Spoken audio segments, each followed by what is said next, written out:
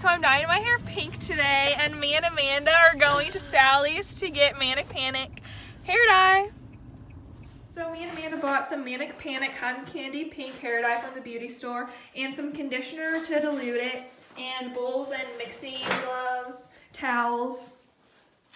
So we separated my hair in half, and this is the color we're gonna use.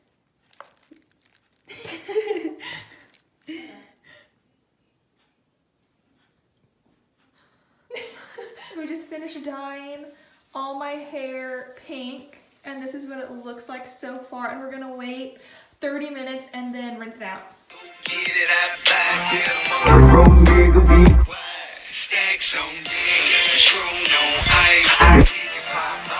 used all the dye, and this is what my hair looks like after 30 minutes, so now we're gonna rinse it out.